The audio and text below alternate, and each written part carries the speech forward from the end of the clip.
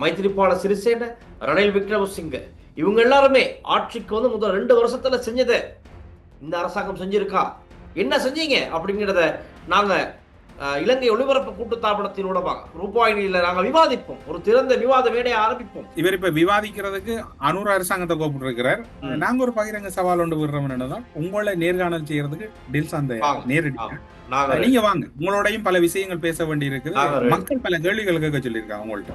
விஜய் மல்லையா கொள்ளையடிச்சிட்டு பிரித்தானியாவில ஜெகஜோதியா வாழ்ற, அது மாதிரி இலங்கையில கள்ளனுகள் முழு பேரும் புனையில வந்து நடமாடித்திருக்காங்க. ஆனா அவர் 1 லட்சம் 2 லட்சம் லோன் எடுத்த மக்கள் எல்லாம் இன்றைக்கு வந்து வாழ்வாசா வந்து போராடி கொண்டிருக்கிறேன். அந்த வேர்ல்டுல ஆள் கொண்டது முக்கியம் இல்ல. நேற்று நான் ஏர்போர்ட் ஒரு வீடியோ ஒரு ஆள் போட்டா திடீர்னு நான் பயந்து போயிட்டேன். ஏர்போர்ட்டுக்கு தாக்குதலுக்கு உள்ளாயிட்டா அல்லது தாக்க போறாங்களான்னு. பிறகு பார்த்தா இந்த கள்ள பயல்களாங்கிறது கொண்டு வரோம். අපට උගන්ඩාවේ සල්ලි ඕනේ නැද්ද? සල්ලි ගේන්න එපාද? කොට්ටහච්ච කියන മന്ത്രിවරියා.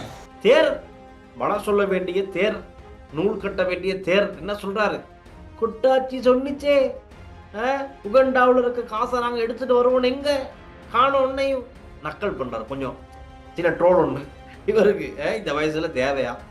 அனுர ஆணிய விடலண்டா தமிழ் மக்கள்கிட்ட பிரச்சனை, விட்டா சிங்கள மக்கள்கிட்ட பிரச்சனை. விடலண்டால் நடுவுல அந்த ரெயின்ல நசிபட போறது அனுரதான். இந்த மாதிரியான ரொம்ப சவால்கள், பிரச்சனைகள், தலையீடுகள் இருக்கு.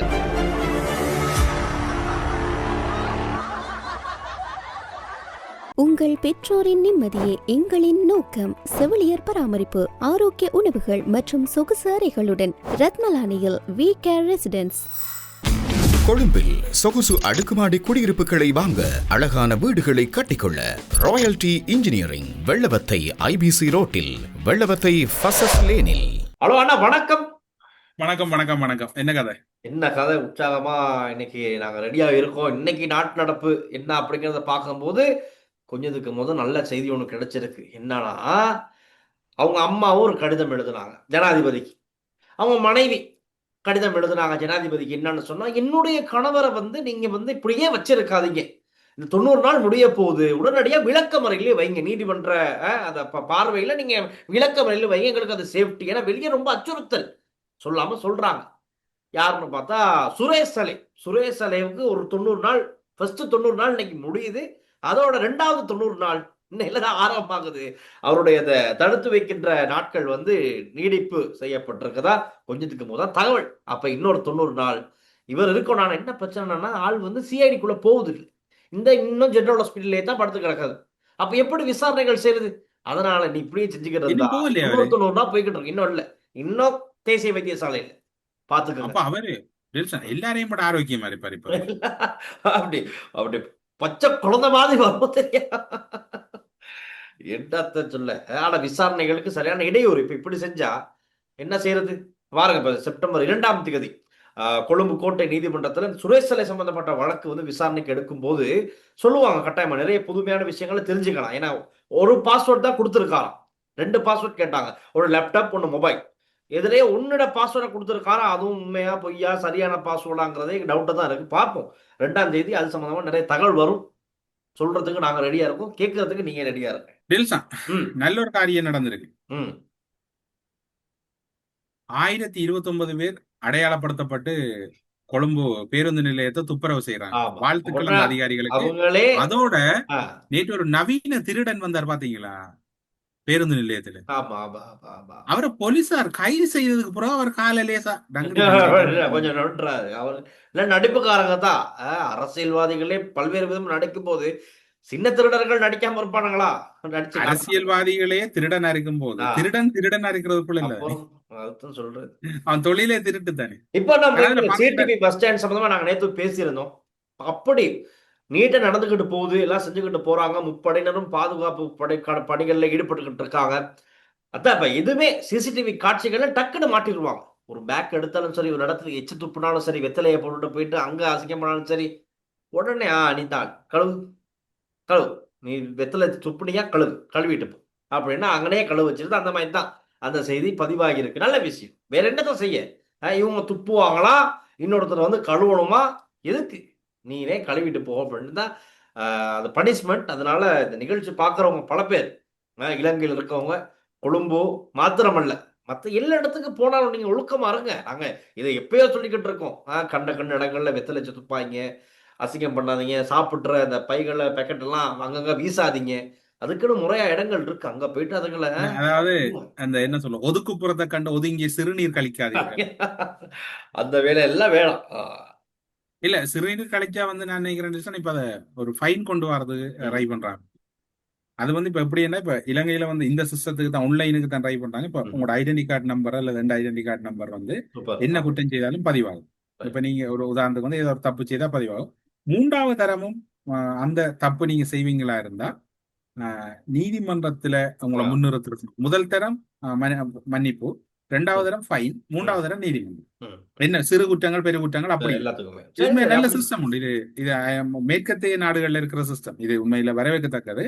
அது மாதிரி இந்த மோட்டார் வாகன சாரதிகள் அல்லது மகிழுந்து அல்லது கார் அல்லது பஸ் எந்த சாரதிகளுக்கும் வந்து சாரதி அனுமதி பத்திரம் பெறுறது, அதாவது லைசன்ஸுக்கும் வந்து இந்த நடைமுறை பின்பற்றப்பட போகுது. அதாவது இந்த ஆன்லைன் நீங்க இப்ப கொழும்புல பிடிபட்டுட்டு ஒரு மாதத்துல நீங்க யாழ்ப்பாணத்துல அல்லது கண்டியில அல்லது மட்டக்களப்புல பிடிபட்டாலும் நீங்க குற்றத்துக்குள்ள வந்திருக்கிறீங்கன்னு 3 முறைக்கு பிறகுன்னா உங்களுக்கு ஸ்டார் வந்து உங்களோட சாரதி பத்திரம் ரத்து செய்யறது. நல்ல விஷயம், நல்ல விஷயம். அதெல்லாம் செய்யணும் முக்கியமே. அது மட்டும் இல்லை, இன்னொரு ஐடியா இருக்கு எனக்கு. இப்ப சில பேர் வந்து போலீஸ் ரிப்போர்ட் எடுக்கணும்னு போவாங்க, வெளிநாடு போறதோ வேற முக்கியமான விஷயங்களுக்கு. அந்த போலீஸ் ரிப்போர்ட் எடுக்கும்போது இந்த போலீஸ் ரிப்போர்ட்ல எழுதி விட்டுறணும், இந்த நபர் இந்த காலத்துல இந்த குற்றச்சாட்டை செஞ்சிருக்காரு. அப்பதான் ஒரு பனிஷ்மெண்ட். அதுதான் ரியல். அது வந்து நீங்க சொல்ற சரி. அது வந்து வெளிநாட்டுல அது இருக்குன்னு சொன்னா நீங்க உதாரணத்துக்கு வந்து ஒரு பேருந்துல அல்லது தொடருந்து ரயில்ல சரி நீங்க ஒரு டிக்கெட் எல்லாம் போய் 3வது தரம் உங்களை பிடிச்சா அது கிரிமினல். அது நீங்க 2 வருஷத்துக்கு வந்து நீங்க என்ன அந்த இது சர்டிபிகேட் எடுப்பீங்க. இப்ப போலீஸ் கிளியரன்ஸ் மாதிரி இங்க வெளிநாட்டுல ஒரு கிளியரன்ஸ் இருக்கு, அதுல அது காட்டு இவர் ஒரு குற்றவாளி. வேலை வாய்ப்பு இப்ப இப்படி என்றால் அந்த வேலை வாய்ப்பு விடயங்களை எல்லாம் அரசாங்கம் மிக குயிக்கா சீர் செய்யலாம். அப்படி இப்ப வேலை வாய்ப்புக்கு விண்ணப்பிக்கிறார்கள் எல்லாம் அப்படியான குற்றச்சாட்டுகள்ல இருக்கிறவங்கன்னு சொன்னால் அது போதைப் பொருளா இருக்கலாம், மதுவா இருக்கலாம், எதுவான குற்றச்சாட்டுகளும் வந்து அங்க கனெக்ட் பண்ணப்படும் என்றால் அவர் குற்றவாளி, ஏன்னா அவருக்கு வேலை இல்லை. ஓகே, 2 வருஷத்துக்கு 6 மாறு. அப்படி நடக்காம இருக்கணும்னு சொன்னா ஒழுக்கம் மறந்துக்குங்க. சட்டங்கள் கடுமையாகட்டி ஒண்ணும் செய்யல. கட்டாயம். அது நாங்க அடிக்கடி வலியுறுத்துற ஒரு விஷயம். ஆனா முச்சக்கர வண்டி தொடர்புல வந்திருக்கிற ஒரு பிரதி அமைச்சர் கருத்துல எனக்கு உடன்பாடு இல்லை. ஏனென்றால் இன்றைக்கு பாத்தீங்கன்னா வேலைக்கா காத்திருக்கிற அல்ல வேலை வாய்ப்புக்கா இருக்கிற பல இளைஞர்கள் இருக்கிறாங்க. அவர் 40 வயதுன்ற 40 வயதுக்கு அப்புறம் அந்த முச்சக்கரி ஓடுற வீதம் வந்து குறைவு. ஆக குறைஞ்சது ஒரு 25க்கு மேற்பட்டவர்கள் என்றது ஓரளவுக்கு நல்ல கணக்கு. ஏன்னா 25 வயதுங்கிறது தெரியும், ரைட்? அனுபவ ரீதியா அவங்களுக்கு நிறைய பொறுப்புகள் வந்துடும். ஒரு இளைஞனா ரைட் வெளியே இறங்கும் போது 25 வயசுல ஒரு இளைஞனுக்கு நிறைய பொறுப்புகள் வந்துடும். குடும்பத்தை பார்க்கணும், அப்புறம் அங்கிட்ட கொஞ்சம் காதல் வயப்படுவார், காதலை பார்க்கணும், அங்கிட்ட சில பேர் திருமணம் முடிச்சிடுவாங்க, திருமண வாழ்க்கை. அப்படி இருக்கவங்க வந்து அவங்களுக்கு ஏதாவது உழைக்கணும், ஏதாவது தொழில் செய்யணும். பெரிய பெரிய தொழில் கிடைக்காட்டி சரி முச்சக்கர வண்டியை ஓட்டி சரி அன்னன்னைக்கு நாள் அந்த வருமானத்தை தேடுவோம் அப்படிங்கிற எண்ணத்துல ஓடுறவங்க நிறைய பேர் இருக்காங்க. குறிப்பா சொல்றதுக்கு ஒண்ணும் இல்ல, மலையக இளைஞர்கள் நிறைய பேர் மலையகத்துல திருவிழா ஓடுறாங்க, ரைட்? அப்ப அந்த மாதிரி எல்லாம் அவங்களோட அன்னைக்கு நாளாந்த நடவடிக்கை செஞ்சுக்கிட்டு போறதுக்கு ஒரு வருமானம் இருக்கணும். இல்ல டெல்சன் இப்ப கிராஜுவேட் பண்ண பல இளைஞர்கள் வீடுகளில் இருக்கிற முச்சக்கர ஓட்டோக்களை ஓடுறதான் அவங்களோட வருமானம். என்னன்னா அவங்களுக்கு ஒரு வருமான கட்டாயம் தேவை. அதனால இந்த 40 வயதுன்ற டிஸ்கஷன் வந்து இப்போதைய நிப்பாட்டி கொள்ளணும். அது ஒரு 25 வயதுன்ற பெர்ஃபெக்டா இருக்கு. முடிவாகல, இப்ப பேச்சு அடிப்படையில் தான் இருக்கு. ஆனாலும்னா இன்னொரு பக்கம் இருக்குதுல்ல, இப்ப ஏன் இதை கொண்டு வராங்க, இந்த விஷயம் ஏன் வந்துச்சுன்னு சொன்னா விபத்துக்கள், கடுமையான விபத்துக்கள், ரைட்டா? ஒரு 24 மணி நேரத்துல எத்தனை உயிர்கள் சும்மா அநியாயமா போய்கிட்டு இருக்கு. இளைஞர்கள் ஏன் எதுக்கு வேகமா போறது, அந்த 3 வீலர் ரேஸ் ஓடுறது, இந்த குழுமை அண்மித்த பகுதிகள் எல்லாம் ஆட்டோ ரேஸ், நைட்டுக்கு ஒரு வாகனம் மெதுவா போயிடாது, என்னடா வேகமா வருது, ஆம்புலன்ஸ் எதுவும் வருதான்னு பார்த்தா இல்ல, அது ஆட்டம். அப்படி மோசமா ரேஸ் ஓடிக்கிட்டு இருக்கானுங்க. அப்ப இதெல்லாம் கட்டுப்பாட்டுக்குள் கொண்டு வரதுக்காக இந்த முடிவு. ஆனா அந்த பார்க்கும்போது வயதை கொஞ்சம் லிமிட் பண்ண நல்லா இருக்கும். மக்கள் பயன்பாட்டுக்கு பயன்படுத்தக்கூடிய முச்சக்கர வண்டி ஓட்டோக்கள் வந்து எல்லாம் ஒரே சிஸ்டத்துல இருக்கணும், ஒரே கலர்ல இருக்கணும், ஒரே மாதிரி அமைப்பு இருக்கணும். தனிப்பட்ட பாவனையை பயன்படுத்துற அவங்க எப்படியும் பயன்படுத்தலாம், அது கட்டுப்பாடு தேவை. மக்கள் பாவனைக்கு பயன்படுத்துறா அவங்களுக்கு ஒரு சீரியல் நம்பர் இருக்கும். இப்ப கொழும்பு மாவட்டத்துல 10,000 முச்சக்கர வண்டி பதிவு செய்திருக்குன்னா 10,000 முச்சக்கர வண்டிக்கும் எந்தெந்த பிரதேச செயலாளர் பிரிவுல இருக்க டிஎஸ் டிவிஷன்ல இருக்கோ அதுக்கண்டு ஒரு சீரியல் நம்பர் கொடுத்து அதுக்கு ஒரு சிஸ்டத்தை கொண்டு வாங்க. இது இப்ப சிஸ்டம் இல்லாதால இங்க எல்லாம் ஃபெயிலியரா இருக்கு. மற்றது மக்களை ஏத்துற, அதாவது பொதுமக்கள் பாவனைக்கு பயன்படுத்துற முச்சக்கர வண்டிகளுக்கு வந்து பொதுவான ரூல்ஸ் இப்படித்தான் இருக்க வேணும். இது பொதுமக்கள் பாவனைக்கு, தனிப்பட்ட பாவனைக்கு அவங்க எப்படியும் டெக்கரேட் பண்ணலாம், எப்படியும் வச்சுக்கொள்ளலாம். பொதுவான ரூல்ஸ் இந்த முச்சக்கர வண்டிகளை கொண்டு வாங்க. அது மாதிரி டாக்ஸிகள் இப்ப கன டாக்ஸிகள் வந்து காமன் ரூல்ஸ் இதுக்குள்ள வந்துட்டு முச்சக்கர வண்டிகளுக்கு அப்படியான சட்டம். ஆனா 40 வயது அனுமதிக்க முடியாதுன்றது எங்கட நிலப்பாடு. அதே மாதிரி மக்கள் என்ன சொல்றாங்க அப்படிங்கறத கொஞ்சம் பார்ப்போம். மக்களுடைய கருத்துக்கள் கொஞ்சம் இருக்கு, அதை இந்த டைம்ல நாங்க பார்ப்போம். அது மட்டும் இல்ல டெல்சன், மஹிந்த யாப்பா அபயவர்த்தன 2023 மற்றும் 24ஆம் ஆண்டு காலப்பகுதியில் நாடாளுமன்ற சபாநாயகராக பதவி வைத்த போது எரிபொருளுக்காக 45.42 மில்லியன் ரூபாய் செலவிட்டமை விசேட கணக்காய்வு ஒன்றில் தெரிய வந்திருக்கு. 2023 66 வீதமும் 2024 155 வீதம் 2024 அதிகமான எரிபொருள் பயன்படுத்தப்பட என்னையா செய்தீங்க? அடிச்சதெல்லாம் அந்த பார்லிமெண்ட் பாபிக்குள்ள போயிட்டு அடிச்சது அடிக்கிற பாய்க்கு ஒரு மடத்தியாலத்துக்கு 200-300 கிலோமீட்டர் வேகத்துல போயிருக்கணும் மனுஷன். அவ்வளவுக்கு பெட்ரோல் போயிருக்கு போல. என்னத்த சொல்ல. ராஜபக்சக்கள் விக்ரமசிங்கவுக்கு எதிராகத்தான் சஜித்துக்கு மக்கள் வாக்கு போட்டார்கள். இந்த சஜித் இப்போது அவர்களின் கயிற்றை பிடித்து தொங்குகிறார். நான் சொல்லல அடிச்சான், ஒரு அன்பர் சொல்லி இருக்கிறார். අපි දුන්නේ සජිත් ප්‍රේමදාසට රාජපක්ෂලා වික්‍රමසිංහලට විරුද්ධව උන්ට විරුද්ධ හින්දා. දැන් උන්ව කරේ තියන් යනවට මුංගෙත් එක්ක තියෙන මුං එක මොන මගුලක් කරන්නද? මුං එක මොන මගුලක් කරන්නද? මේ රාජපක්ෂ වික්‍රමසිංහ මේ වනචරයන්ගේ උන්ගේ පව් කර ගහනවා නම් உங்க பவுக்கர கஹனவன் உண்மைதான். இப்ப நடக்கிறது அதுதானே. என்னன்னு சொன்னா, தேர்தல் வரும்போது எல்லாரும் சண்டை போட்டுக்கிட்டு அப்படி எதிர்த்துக்கிட்டு இருப்பாங்க. தேர்தல் மேடைகள்ல அவருக்கு அவரோட டீல், இவருக்கு இவரோட டீல், நாங்க மட்டும் தான் தனி பாதையில பயணிச்சுக்கிட்டு இருக்கோம், மக்கள் எங்களை நம்பி ஓட்டு போடுங்க அப்படின்னு சொல்லுவாங்க. ஆனா தோல்வி அடைந்ததுக்கு அப்புறம் என்ன நடக்கும்? ரைட், அந்த யார் யார் யார் டீல்ல இருக்காங்கன்னு சொன்னா அவங்களோட சேர்ந்துக்கிட்டு இப்ப ஒன்றிணைந்த எதிர்கட்சின்னு சொல்லி கூத்தெல்லாம் பார்த்துக்கிட்டு தானே இருக்கும். இன்னைக்கு ஒரு பிரஸ் மீட் வச்சு சுரேன் ராகவன் அவர்கள் ஒரு கருத்து சொல்லியிருக்காரு. நான் வாரேன், அதுக்கு அடுத்தது வாரேன். இப்ப இப்படித்தான் அவங்க செஞ்சுக்கிட்டு இருக்காங்க. இப்ப இவங்க எல்லாம் ஒண்ணா ஒரு குடும்பமா செயற்பட்டுக்கிட்டு இருக்காங்க. யாரு எதிர்கட்சி தலைவர்களும் தெரியுதில்ல. சரி, யாரு 2029 வேட்பாளர் யாரா வரப்போறது, இப்ப இவருக்காக விட்டு கொடுப்பாரா, இவருக்காக விட்டு கொடுப்பாராங்கிறதே கேள்வி, டவுட்டா இருக்கு. அதனால பொறுத்திருந்து பார்ப்போம் என்ன செய்ய போறாங்க. சுரேந்திராவோட கருத்தெல்லாம் மிகவும் என்ன சொல்லும், மிக மிக கண்ணியமான கருத்து. ரணில் மைத்ரி மஹிந்த கோட்டா ஆட்சி நல்லமா, அனுர் ஆட்சி நல்லமா, நேருக்கு நேர் விவாதிக்க ரெடி என்ற. இப்ப சுரேந்திராவெல்லாம் கொஞ்ச நாள் அமைதியா இருந்தது பாத்தீங்களா? இப்பதான் வெளியே வந்து இப்ப வந்துட்டு நான் நினைக்கிறேன் மாகாண சபை தேர்தல் ஒன்று நடந்தால் வட மாகாணத்துல போட்டியிட போறாரு வாய்ப்புகள் இருக்கும். ஆனா இன்னும் ஒரு கதை வந்து டெல்சா, நேற்றுங்கிற பின்னூட்டத்திலையும் கணவர் எழுதியிருந்தாங்க.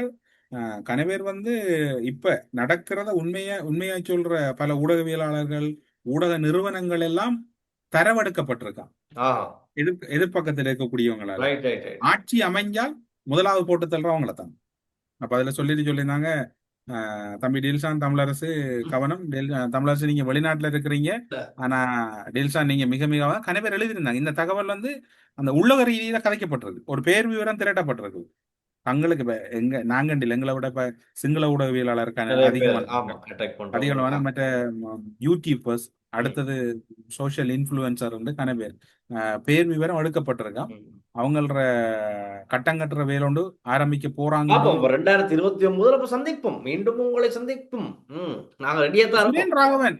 சுரேன் ராகவன் என்ன சொல்றாருன்னு பாருங்க.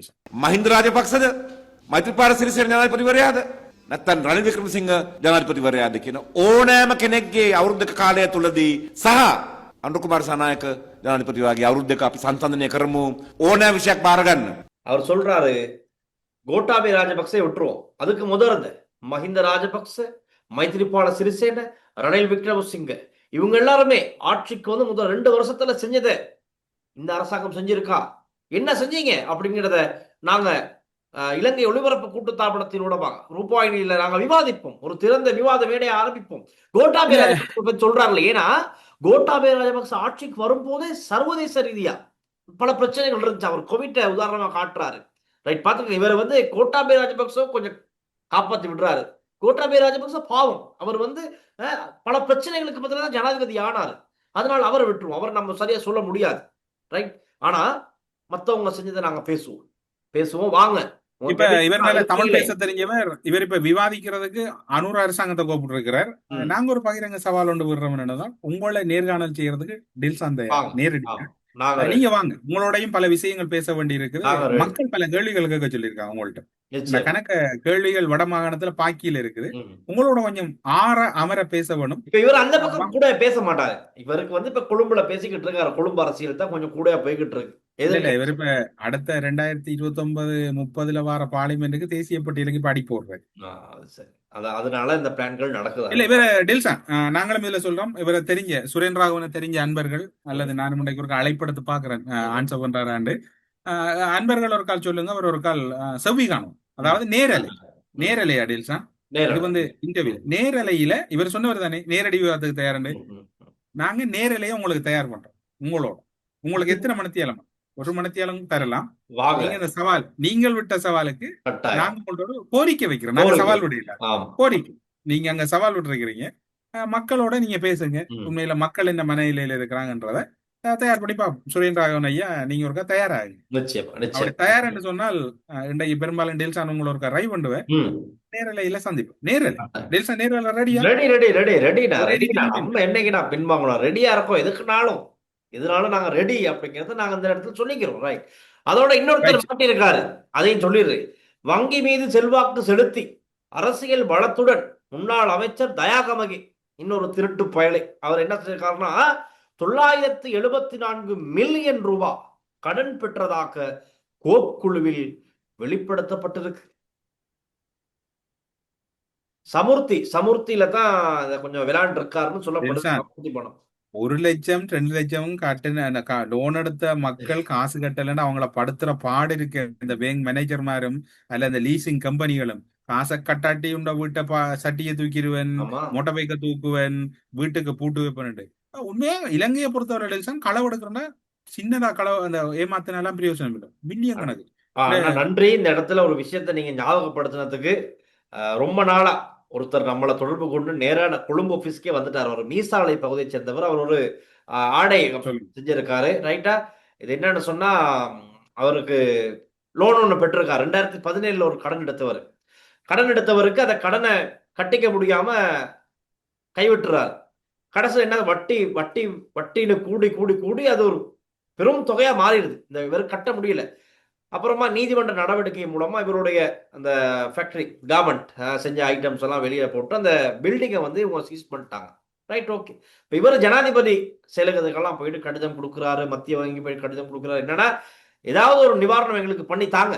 இப்போ புது அரசாங்கம் வந்திருக்கீங்க, நான் இப்படித்தான் லோன் வாங்கணும், எங்களால் கட்ட முடியல, எல்லாம் எடுத்துக்கிட்டாங்க, இனி எங்களுக்கு ஒன்றும் செய்யறதுக்கு வழி இல்லாமல் இருக்கு.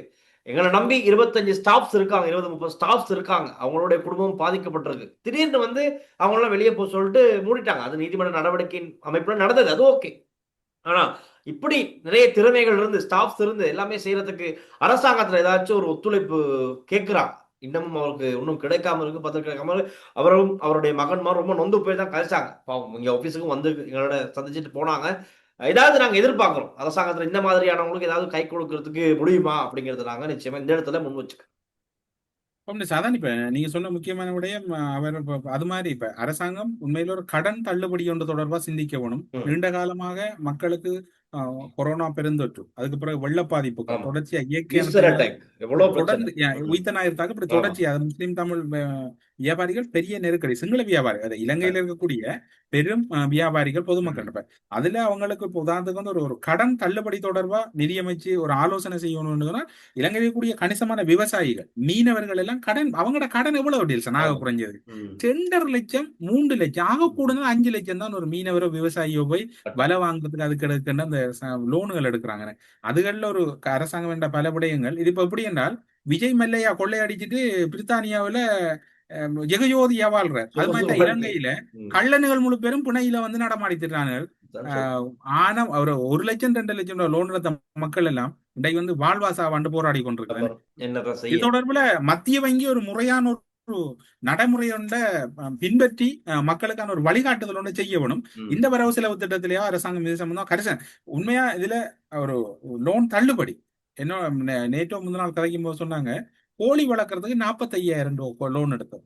கோழி வளர்க்க 45,000 லோன் எடுத்ததாம். 25ஆம் தேதி 30ஆம் தேதிக்குள்ள அந்த காசை கட்டிடணுமா. அந்த பிராய்லர் கோழி ஆக குறைஞ்ச அவங்களை வளர்க்கறதுக்கு வந்து என்ன சொல்றோம் 2 மாதத்துக்கிட்ட ஆகுமா.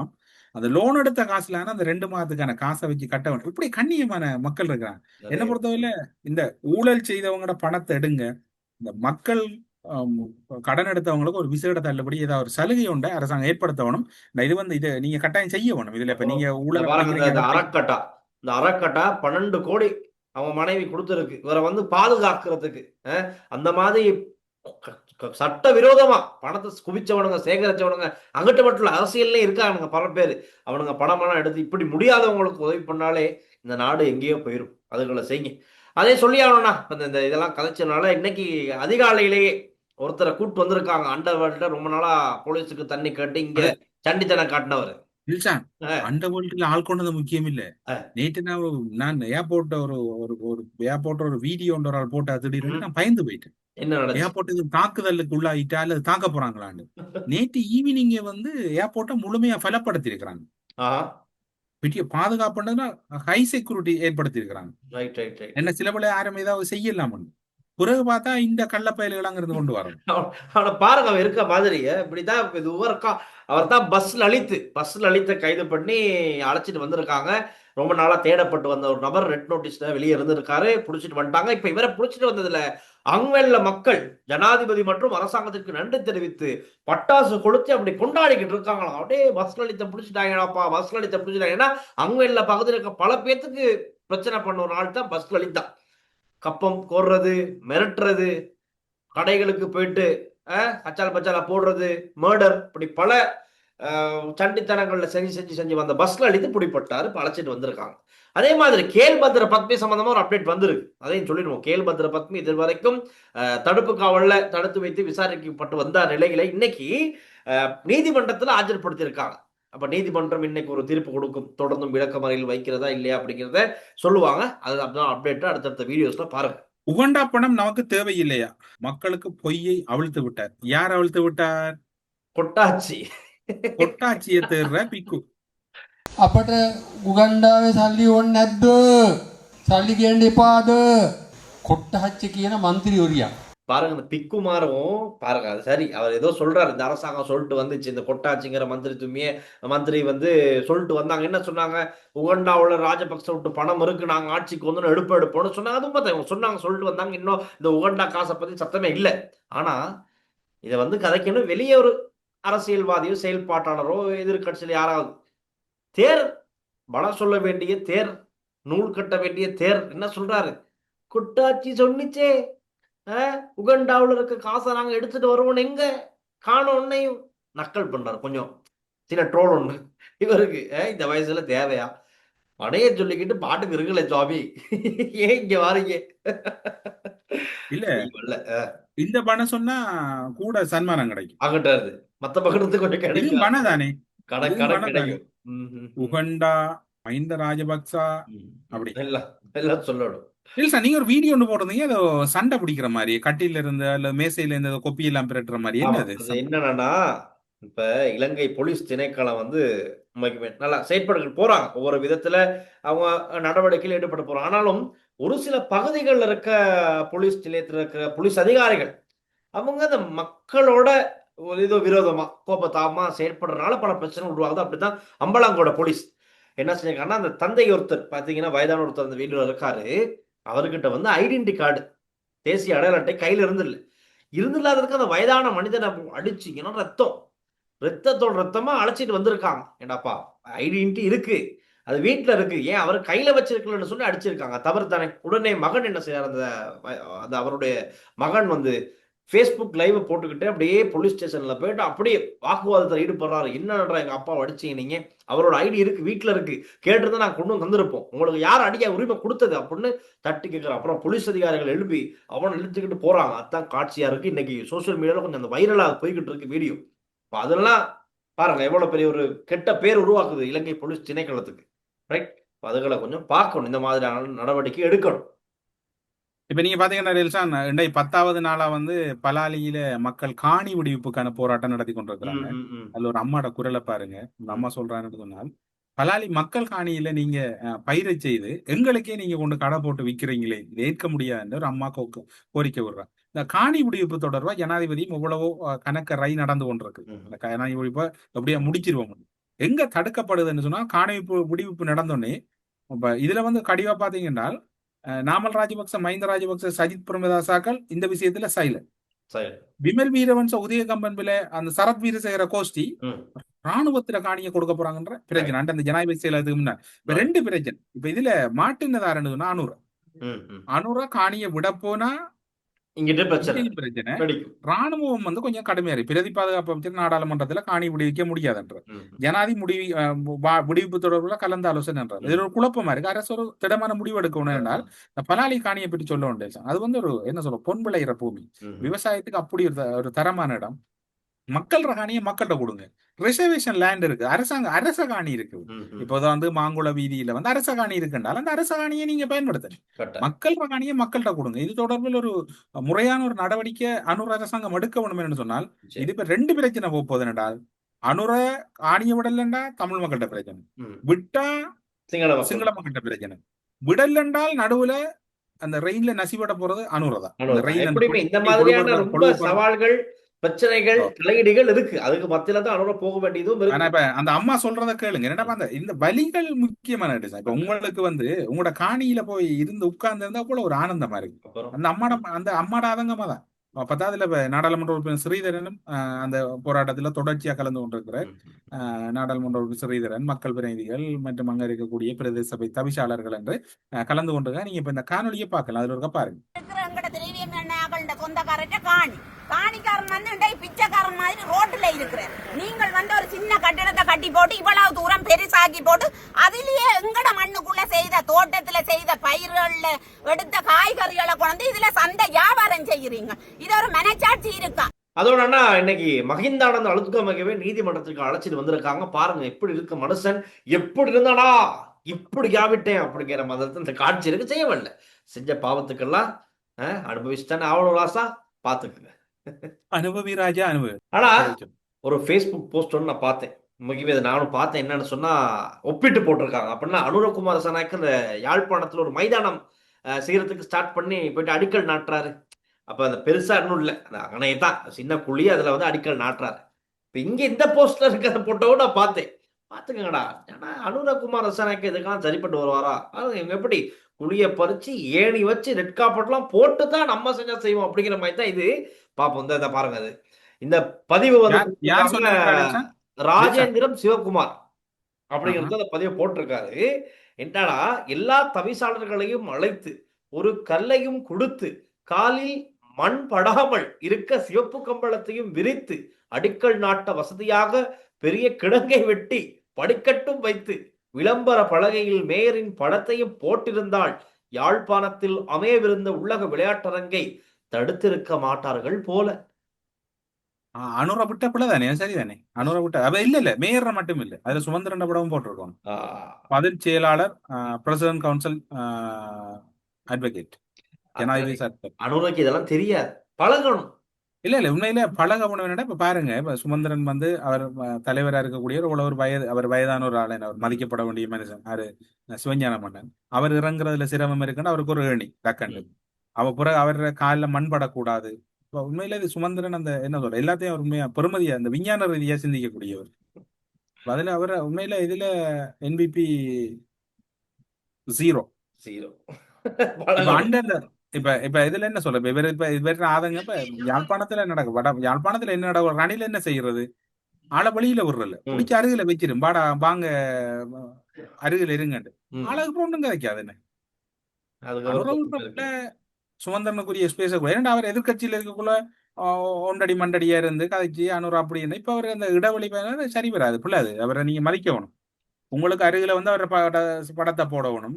ஐடேக்கிற பதில் செயலாளர் என்று போடலாம், அல்லது நீங்க ஏதாவது போடலாம், முன்னாள் எம்பி என்று போடலாம், அல்லது வருங்கால முதலமைச்சர் ஏதாவது ஒன்றை போட்டு அனுரா அல்ல. இதுல ராமலிங்க சந்திரசேகரன் அமைச்சர், மீன்பிடி அமைச்சர், அவரும் இதுல திருந்த வேணும். அவர நிகழ்வுகள் இவரை கூப்பிடணும், அதுல போட்டோ அவர் வருவார். அவர் வந்து எல்லாரையும் மதிச்சு நடக்கிறவர். அவரை பொறுத்தவரையில சிறிதரனை தவிர மிச்ச முழு பேரையும் மதிக்கிறவர். சிறிதரன் மட்டும்தான் பிரச்சனை. ஏன்னா இப்ப டக்ளஸையே மதிக்கிறவர், டக்ளஸையே மதிச்சிட்டு சிறிட்டேலோ உதயராசாவை மதிச்சவர் இங்க வவுனியாவில. இவனும் மதிக்காம இருக்கிறார் பிள்ளையான் மட்டும்தான். சில மாகாண சபையோட அதையும் மதிச்சிருவார். அதனால இது உண்மையில டெல்சா 400 அரசாங்கம் திருந்த வேண்டும். அவங்களோட போட்டோக்கள் நீங்க போட வேணும், பார்த்து திருந்துங்க. அமைச்சர் சந்திரசேகர் சொன்னதான் ஞாபகம் வருது. ஈஸ்டர் அட்டாக் வழக்கு, அதாவது பிள்ளையாண்ட கேஸ் வேறையா போகுது. ஈஸ்டர் அட்டாக் வழக்கு வந்து செப்டம்பர் 22ஆம் தேதி தீர்ப்பு கொடுக்க போறாங்க. ஒட்டுமொத்த நாடும் எதிர்பார்த்திருக்க ஒரு நாள் அது. ஆனாலும் அதை விட முக்கியமான வழக்கு சுரேஷ் சலை பிள்ளையான் சம்பந்தப்பட்ட வழக்கு. அது இப்ப போய்கிட்டு இருக்கு. இந்த 90 நாள் நீடிச்சிருக்காங்க. தெரிஞ்சுக்குவோம். உனக்கு நிறைய அதிர்ச்சியான சம்பவங்கள் இருக்கு. ரைட், நாங்க இப்ப கமெண்ட்ஸுக்கு வருவோம். மக்களுடைய கருத்துக்கு வர டைம் நேரம். ஒவ்வொரு மேடையிலும் நாமல் அடுத்த ஜனாதிபதி என்று சொல்லும் போது சின்னத்தம்பி படத்தில் பைத்தியம் ஒன்று எனக்கு கல்யாணம் என்று தாலியுடன் ஓடுவதுதான் ஞாபகம் வருகிறது. அது அந்த படத்தை சொல்லி இருக்கிறீங்க, ஆனால் அது தொடர்புல தெரியாது. தம்பிமார் இருவருக்கும் வாழ்த்துக்கள். நீங்கள் பேசுவது மிக அருமை, துணிவாக பேசுகிறது. இந்த பேச்சு முந்தைய ஆட்சியில் பேசினால் நான் நினைத்து பார்ப்பேன் என்னவாகும். உண்மையில நாங்க அதைத்தான் இதுக்கு முதல் 5 எபிசோட் தாண்டி இருக்காது. 5 எபிசோட் தாண்டி இருக்காது. 6வது எபிசோட்ல முடிச்சிருப்பாரு. இவரும் வந்திருப்பாரு. என்ன பேர், ரூபாவணி கல்லறிஞ்சவர் எல்லாம் அவர் வந்திருப்பாரு. மஹிந்த ராஜபக்ச ஊழல் செய்தாலும் நாட்டிற்கு நல்லதே செய்தார் என சொல்கின்றவர் ராஜபக்ச ஊழல் செய்ததை அவரை உறுதிப்படுத்துகின்றாரே. நன்றி தமிழரசு அவர்களுக்கு.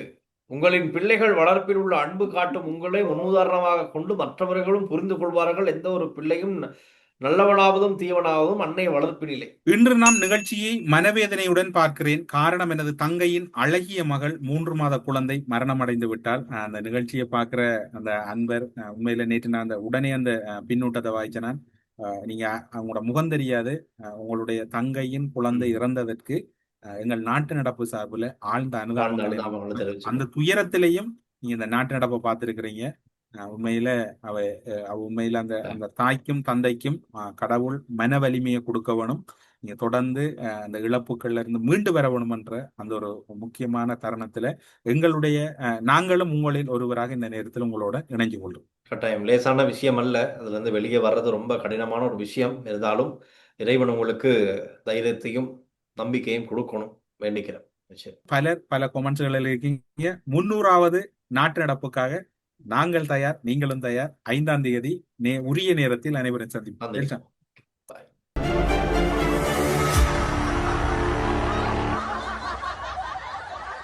உங்கள் பெற்றோரின் நிம்மதியே எங்களின் நோக்கம். செவிலியர் பராமரிப்பு, ஆரோக்கிய உணவுகள் மற்றும் சொகுசு அறைகளுடன் ரத்மலானியில் வி கேர் ரெசிடென்ஸ். கொழும்பில் சொகுசு அடுக்குமாடி குடியிருப்புகளை வாங்க, அழகான வீடுகளை கட்டிக்கொள்ள ராயல்டி இன்ஜினியரிங் வெள்ளவத்தை IBC ரோட்டில், வெள்ளவத்தை ஃபசஸ் லேனில்.